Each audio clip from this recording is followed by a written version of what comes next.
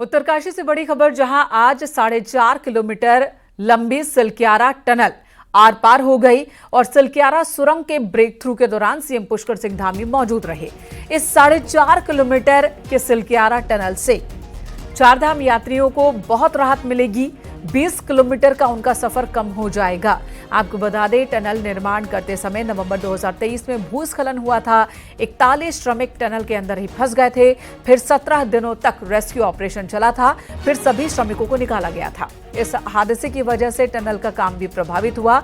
अब जाकर ये टनल ब्रेक थ्रू होने के बाद आर पार हो गई है। ब्रेक थ्रू का मतलब यही होता है कि एक सिरे से दूसरे सिरे तक पहुंच जाना, यानी कि टनल में, सुरंग में एक तरफ से घुसकर दूसरी तरफ से आप बाहर निकल सकते हैं। ब्रेक थ्रू का यही मतलब होता है। अब इस टनल की मरम्मती का काम होगा, इसे और ज्यादा सुविधाओं से लैस किया जाएगा और इस टनल का इस्तेमाल चार धाम यात्रा के दौरान यात्री कर सकेंगे। उनके 20 किलोमीटर की दूरी कम हो जाएगी चार धाम यात्रा पर जो श्रद्धालु निकलेंगे। टनल की ये तस्वीरें भी हम आपको दिखा रहे हैं, जहां पर आप सीएम पुष्कर सिंह धामी को देख रहे हैं। वो खुद मौजूद थे इस मौके पर जब ब्रेक थ्रू हुआ, यानी कि इस पार से उस पार टनल से अब जाया जा सकेगा।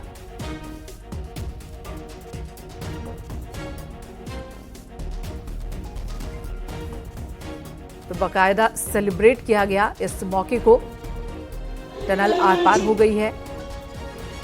मुख्यमंत्री खुद यहां पर मौजूद थे। इस सुरंग की लंबाई 4.5 किलोमीटर है। बीते साल ही इसे तैयार हो जाना था, लेकिन नवंबर 2023 में हादसे की वजह से बहुत महीनों तक काम रुका रहा। दोबारा काम शुरू हुआ। अब टनल तैयार है। अब टनल में दूसरी सुविधाओं पर काम किया जाएगा। फिलहाल खुदाई का काम कह सकते हैं, एक पार से दूसरी तरफ पूरा हो चुका है।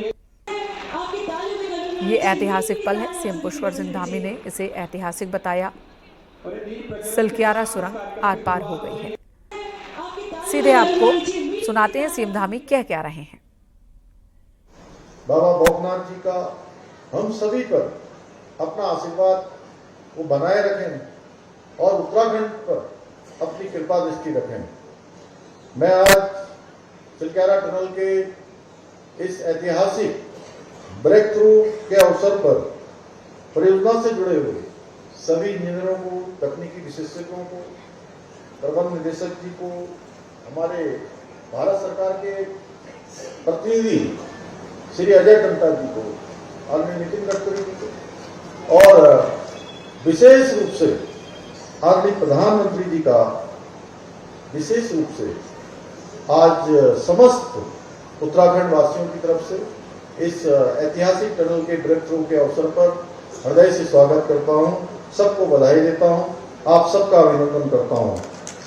आज बाबा भोगनाथ मंदिर की प्राण प्रतिष्ठा संपन्न होने पर भी ये काम भी बहुत आवश्यक था और बाबा की कृपा से आज ये काम भी संपन्न हो गया। इसके लिए भी मैं सभी क्षेत्रवासियों को, बाबा भोगनाथ के सभी भक्तों को बहुत बधाई देता हूं। आज का ये ऐतिहासिक अवसर न केवल उन्नत इंजीनियरिंग की सफलता का प्रतीक है, बल्कि आस्था और समर्पण का भी जीवंत उदाहरण भी है। भाइयों बहनों, हम सभी को याद है 12 नवंबर 2023 का वो दुर्भाग्यपूर्ण दिन आज भी हम सब की स्मृति में है, जब टनल निर्माण के दौरान अचानक भूस्खलन हो जाने से, मलबा आ जाने से 41 श्रमिक भाई इस सुरंग में फंस गए थे। उस समय पूरे देश में, और मैं देश के साथ साथ दुनिया में भी कहूं तो कोई अतिशयोक्ति नहीं होगी, पूरी दुनिया और देश के लोगों ने हमारे श्रमिक भाइयों की कुशलता के लिए ईश्वर से प्रार्थना करी। उस अंधेरी सुरंग में जहां ऐसा लग रहा था कि उम्मीद की किरण मंद पड़ गई है, वहां बाबा भोगनाथ ने हम सब के रक्षक के रूप में, हमारे संरक्षक के रूप में, हम सब के आराध्य देव के रूप में हमारे भीतर शक्ति और विश्वास का संचार किया। और जब हमने सुरंग के मुख पर बाबा भौकनाथ जी को विराजमान किया, मैं स्वयं यहां पर था, तभी उसके 2 दिन में तीसरे दिन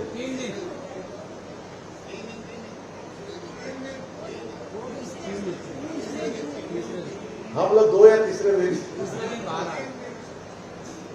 दूसरे तीसरे दिन बाबा की कृपा से, और हमारे वो जो जिनको बुला रहे थे, नहीं वो हमारे बलरिया जी, माली जी भी थे हमारे साथ, और हम बड़े परेशान थे, कोई रास्ता नहीं दिखाई दे रहा था, क्या करें। आसमान की तरफ देखते थे, कुछ दिखाई नहीं देता था, जमीन में देखते थे, कृष्ण कुमार जी कुछ समझ में नहीं आता था। आदरणीय प्रधानमंत्री जी प्रातःकाल 8 साढ़े 8 बजे रोज हमसे जानकारी देते थे कि अब क्या प्रगति है, अंदर खाना पहुंच रहा है कि नहीं पहुंच रहा है, अंदर ऑक्सीजन पहुंच रही है कि नहीं पहुंच रही है, अंदर दवाइयां जा रही हैं कि नहीं जा रही हैं, कोई अस्वस्थ तो नहीं है, और सब उनको जानकारी देते थे। लेकिन मन में बराबर चिंता बनी रहती थी। आदरणीय प्रधानमंत्री के अभिभावक के रूप में हमको लगातार पर दिन 1 बार 2 बार 3 बार भी दिन में फोन से जानकारी देते थे। और उनके कार्यालय का, जो प्रधानमंत्री जी का कार्यालय है, प्रधानमंत्री जी का पूरा कार्यालय यहाँ पर आया हुआ है। उनके प्रमुख जो सचिव हैं वह भी यहाँ पर थे।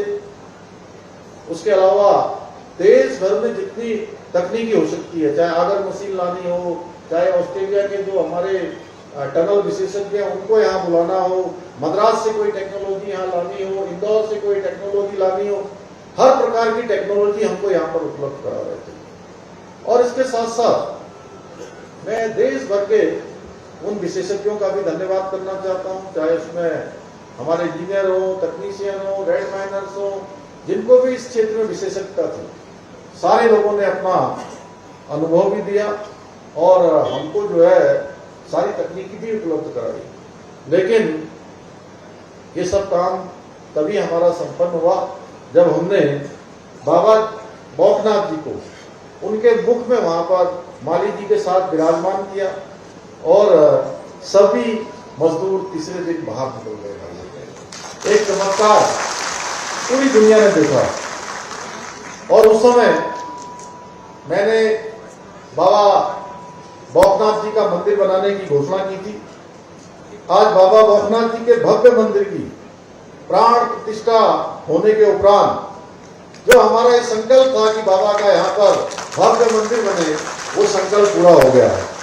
अब श्रद्धालुगण यहाँ आकर बाबा का आशीर्वाद प्राप्त कर सकेंगे। भाइयों बहनों, सिलकारा टनल अभियान दुनिया का सबसे जटिल और लंबा रेस्क्यू ऑपरेशन था, और उस रेस्क्यू ऑपरेशन से जुड़े प्रत्येक व्यक्ति ने मानवता और टीम वर्क की एक अद्भुत मिसाल कायम की। और वो हादसा हमारी तकनीकी मानवीय संकल्प की एक वास्तविक परीक्षा थी, और मुझे गर्व है हम सब लोगों ने, और मैं यहाँ जो हमारे क्षेत्रवासी बैठे हैं, मैं क्षेत्रवासियों का भी, यहाँ के जनप्रतिनिधियों का भी, यहाँ के हमारे धार्मिक क्षेत्र में काम करने वाले हमारे पत्रकार मित्रों का भी, मैं उनका भी धन्यवाद करना चाहता हूँ, क्योंकि सबने मिलकर सामूहिक रूप से अपना योगदान दिया। सभी विभागों ने योगदान दिया। यहाँ के क्षेत्र के लोग भी लगातार प्रार्थना कर रहे थे उन मजदूर भाइयों को, और मैं उन मजदूरों का अभिनंदन करना चाहता हूँ, उन श्रमिक भाइयों का, क्योंकि आप सोचिए कि 17 दिन तक सूरज नहीं दिखाई दे रहा है, रात हो रही है कि दिन हो रही है पता नहीं लग रहा है। लेकिन जब हम उनसे बात कर रहे थे, मैं लगातार उनसे यहाँ से बात कर रहे थे, हम लोग माइक्रोफोन से बात कर रहे थे, तो एक दिन तो बड़ी दुविधा की स्थिति हो गई कि हम लोग सोच रहे थे कि जो है 8-10 मीटर पर अब ब्रेक थ्रू होने वाला है, और जैसे ही ब्रेक थ्रू होने का नंबर आया पूरी मशीन ही फंस गई, और सारे हमारे इंजीनियर, सारे आपके मॉर्थ वाले जो सचिव साहब, जैन साहब थे, और खुलबे जी थे और हमारे मिश्रा जी थे, तमाम लोग। तो सीएम पुष्कर सिंह धामी जो इस मौके को ऐतिहासिक बता रहे हैं, साथ ही वो पल भी याद कर रहे हैं जब हादसा हुआ था और 17 दिनों तक रेस्क्यू ऑपरेशन चला था। उस दौरान तमाम तरह की चुनौतियां सामने आई थी। अपने आप में ये सबसे बड़ा रेस्क्यू ऑपरेशन था जिसमें उत्तराखंड की सरकार ने लीड किया। उत्तराखंड की सरकार यानी कि सीएम पुष्कर सिंह धामी के निर्देशों में ये पूरा रेस्क्यू ऑपरेशन चला था और तमाम एक्सपर्ट्स बुलाए गए थे। केंद्र और राज्य सरकार ने मिलकर इस रेस्क्यू ऑपरेशन को सफल बनाया था। बड़ी खबर इस वक्त आ रही है, आज ऋषिकेश कर्णप्रयाग रेल प्रोजेक्ट के टनल का भी आर पार होना है। ऋषिकेश कर्णप्रयाग रेल प्रोजेक्ट के सुरंग T8 और T8M के ब्रेक थ्रू होगा। इस दौरान सीएम धामी मौजूद रहेंगे। शाम 4 बजे कार्यक्रम होगा। जनासू साइट पर पहुंचेंगे सीएम धामी। पहाड़ के लिए बहुत ही अहम है ये प्रोजेक्ट। इस रेल प्रोजेक्ट के लिए टनल निर्माण का काम चल रहा है जिसका ब्रेक थ्रू भी आज होना है। मुख्यमंत्री यहां पर भी मौजूद होंगे शाम 4 बजे।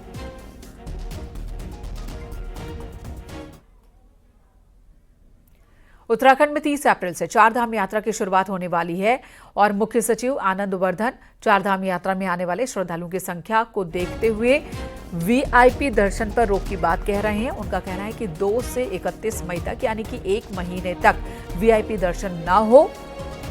उन्होंने देश भर के वीआईपी से भी अनुरोध किया है कि इस 1 महीने में वो यात्रा का प्लान न बनाए।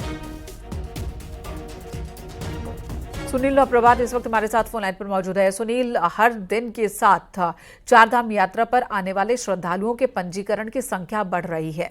यात्रा को लेकर उत्साहित लोग, जाहिर सी बात है सुविधाएं पहले से बढ़ी हैं तो यात्रा पर पहुंचने वाले श्रद्धालुओं की संख्या भी हर साल बढ़ रही है। इस बार अभी तक कितने लोगों ने रजिस्ट्रेशन करवा लिया है? देखिए मैनिका, इस बार करीब 1 महीने के इस डिस्टेंस में अभी तक 17 लाख से अधिक रजिस्ट्रेशन चारधाम यात्रा के लिए हो चुके हैं और ये माना जा रहा है कि इस पिछली बार करीब 40 से 45 लाख लोगों ने चारधाम यात्रा की थी। इस बार की संभावना है कि ये आंकड़ा इससे भी कहीं ज्यादा बढ़ सकता है और इसी के मद्देनजर सरकार ने तमाम स्टेट को बाकायदा पत्र भेजकर उनसे अपील की है कि शुरुआती 1 महीने में यानी कि मई के महीने में 30 अप्रैल से चारधाम यात्रा शुरू होगी। ये पीक समय होता है जब बड़ी संख्या में चारधाम यात्री चारों धामों को पहुंचते हैं। तो सरकार ने एक अपील जारी की है, खासकर चीफ सेक्रेटरी ने सभी स्टेट को लिखा है कि इस दौरान कम से कम जो वीआईपी जो चारधाम यात्रा पर आते हैं उनसे अपील की गई है कि कम से कम 1 महीने उनको रुकना चाहिए ताकि जो चारधामों में जो श्रद्धालुओं की भीड़ उमड़ती है वहां पर कोई अव्यवस्था पैदा न हो और खासकर जो वीआईपी हैं उनको भी चारों धामों में कोई दिक्कत न हो। बिल्कुल, और वीआईपीज को प्रोटोकॉल देने के वजह से आम श्रद्धालुओं को दिक्कत होती है तो ये स्थिति न बने इसलिए अपील की गई है। हाँ, ये जरूर है कि अगर कोई वीआईपी इस अवधि में दर्शन करना चाहता है तो बिना प्रोटोकॉल के वो आ सकते हैं। ये बात पहले भी मुख्य सचिव की ओर से कही गई थी। हेली सर्विस देने वाली कंपनियों से भी अनुरोध किया गया है मुख्य सचिव की ओर से कि वो भी वीआईपी दर्शन के लिए वीआईपी ट्रीटमेंट वाले लोगों को अलग से कोई ट्रीटमेंट ना दे। कोई अगर आम श्रद्धालु की तरह आना चाहता है तो स्वागत है, लेकिन वीआईपी प्रोटोकॉल देना इसे 1 महीने में मुश्किल होगा, जिसकी वजह से ये फैसला लिया गया है।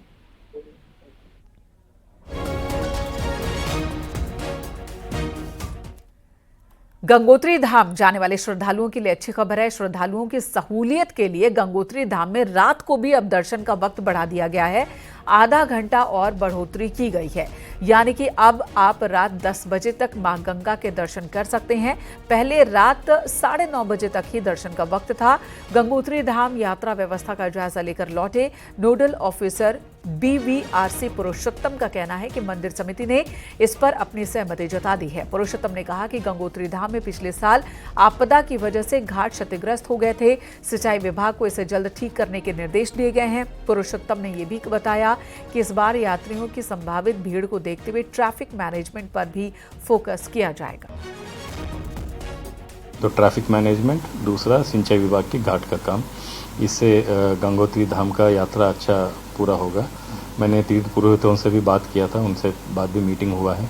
वो लोग भी तैयार है, थोड़ा सा जो दर्शन की समय है थोड़ा सा बढ़ाएंगे सो दैट ज़्यादा से ज़्यादा यात्री दर्शन माँ गंगा मैया के दर्शन करा सके।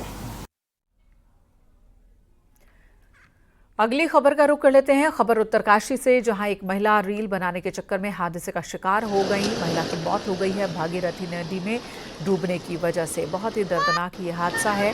बताया ये जा रहा है कि नेपाल की ये महिला अपनी बेटी के साथ घूमने आई थी और यहाँ मणिका घाट पर स्नान कर रही थी। इसी बीच उनका पैर फिसला, जैसा कि इस वीडियो में भी आप देख सकते हैं, और वो खुद को संभाल नहीं पाई। पानी के तेज बहाव में आ गई। चपेट में आने की वजह से महिला बहती चली गई। उन्होंने बचाव के लिए कई बार आवाज़ लगाई, लेकिन इससे पहले कि उन्हें बचाया जाता उनकी मौत हो गई।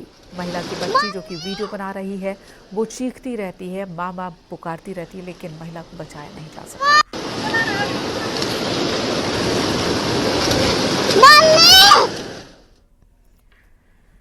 इधर ऑपरेशन स्माइल के तहत हरिद्वार पुलिस ने 300 से ज्यादा बिछड़े हुए लोगों को अपने परिवार से मिलाया। स्नान और मेलों के दौरान अपने परिजनों से बिछड़े बच्चों को तलाश कर पुलिस ने उनके परिजनों को सौंपा। इस दौरान कई भावुक पल भी कैमरे में रिकॉर्ड हुए। ऑपरेशन स्माइल के तहत हरिद्वार पुलिस ने पूरे प्रदेश में ये अभियान चलाया, इन बच्चों को तलाशा है और इस ऑपरेशन को सकुशल अंजाम देने के मामले में हरिद्वार पुलिस पूरे प्रदेश में पहले स्थान पर है। इसमें हमारी ASTU जो एंटी ह्यूमन ट्रैफिकिंग की जो यूनिट है उसके प्रभारी के साथ साथ जो हमारी जो पूरी टीम है हरिद्वार पुलिस की, मैं उसमें इनको बधाई देता हूं, जिन्होंने प्रतिवर्ष लगातार करते हुए करीब 300 से ऊपर जो हमारे बच्चे हैं, बालिकाएं हैं, महिलाएं हैं जो घर से किसी प्रकार से चली गई थी और उनको खोज के वापस में सकुशल उनके परिजनों से मिलाया है। ये वाकई में एक बहुत बड़ी उपलब्धि है और मैं इसमें संपूर्ण ASTU की टीम को बधाई देता हूँ। इधर एक के बदले पांच, ये कोई लॉटरी स्कीम नहीं बल्कि ये एक फंसाने वाली स्कीम है और जो फंसा उसका निकलना नामुमकिन है। कुछ समय पहले म्यांमार से ठगों के चंगुल से निकले देहरादून के लोगों ने पूछताछ में बड़ा खुलासा किया है। क्या ये पूरा मामला आपको इस रिपोर्ट में दिखाते हैं।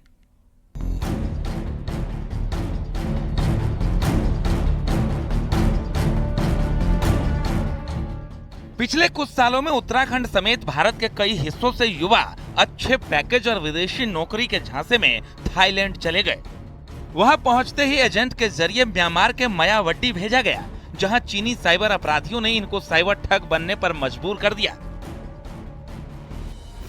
किस्मत से कुछ युवाओं ने अपने घरों में संपर्क साधा तो भारत सरकार के दखल के बाद 550 युवाओं को रेस्क्यू कराया गया, जिसमें 22 उत्तराखंड के युवा शामिल हैं। उत्तराखंड STF ने इनसे पूछताछ की तो पता चला कि एक साइबर गुलाम को छोड़ने के एवज में या तो 50 लाख रुपए की फिरौती या फिर 5 नए युवाओं को लालच देकर साइबर ठगी के धंधे में उतरने को कहा जाता था।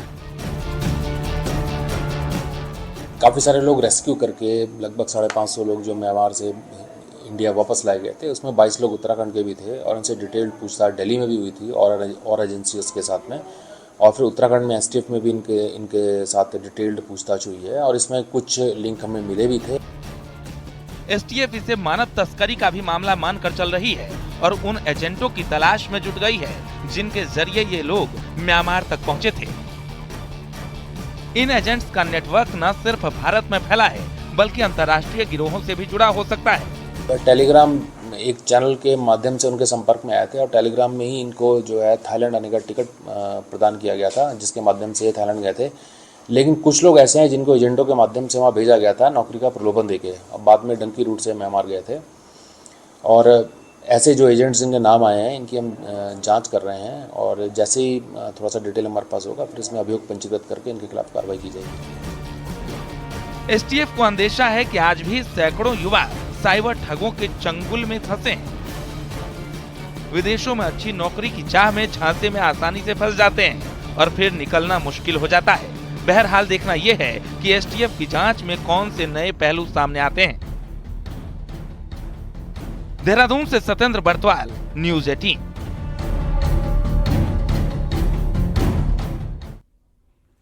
ऋषिकेश चारधाम यात्रा का प्रवेश द्वार है। यहीं से चारधाम यात्रा संचालित होती है और यहां देश विदेश भर से श्रद्धालु आकर अपनी यात्रा शुरू करते हैं।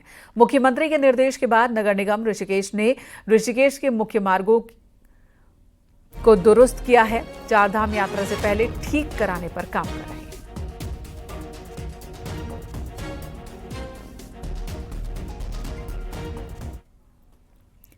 कैलाश मानसरोवर यात्रा को लेकर भले ही भारत और चीन के बीच कई दौर की बातचीत हुई हो, लेकिन अभी भी ये तय नहीं कि हिंदुओं की ये धार्मिक यात्रा इस साल बहाल होगी या नहीं। यात्रा को लेकर केएमवीएन ने सभी तैयारियां कर ली हैं अपने स्तर पर। बावजूद इसके अभी तक ऑफिशियल शेड्यूल जारी नहीं हुआ है।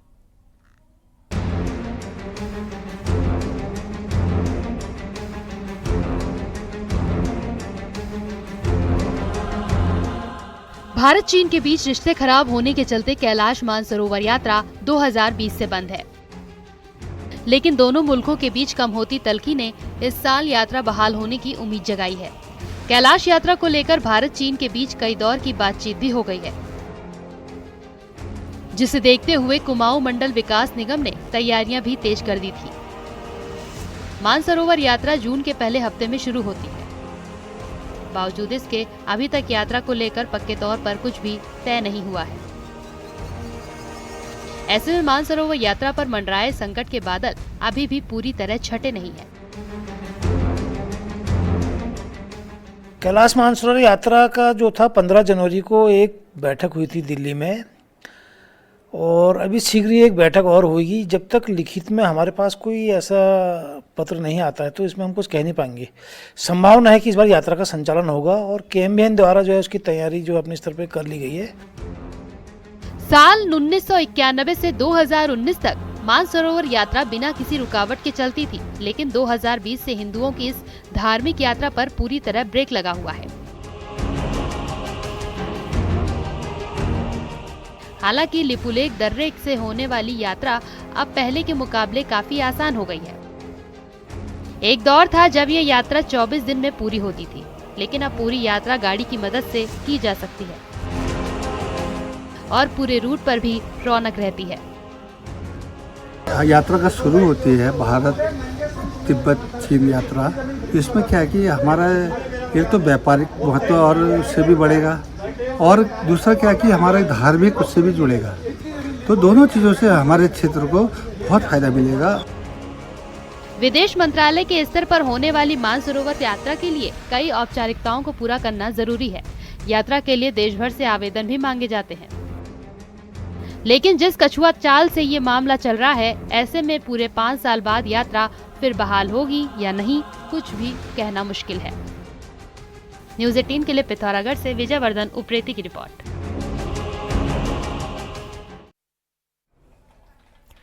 रुड़की से खबर, जहां भगवानपुर के ग्राम सिकरोढ़ा में वक्फ बोर्ड की जमीन से कब्जा हटाया जाएगा। खेत में खड़ी गेहूं की फसल की नीलामी की जाएगी। एसडीएम भगवानपुर के आदेश पर खेत की पैमाइश कराई जा रही है।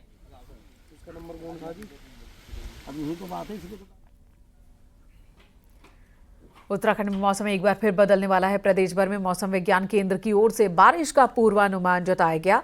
वेस्टर्न डिस्टर्बेंस की वजह से 18 अप्रैल के बाद मौसम बदल सकता है। 18 से 20 अप्रैल के बीच प्रदेश के कई इलाकों में तेज बारिश हो सकती है और ऊपरी इलाकों में बर्फबारी का भी अलर्ट है।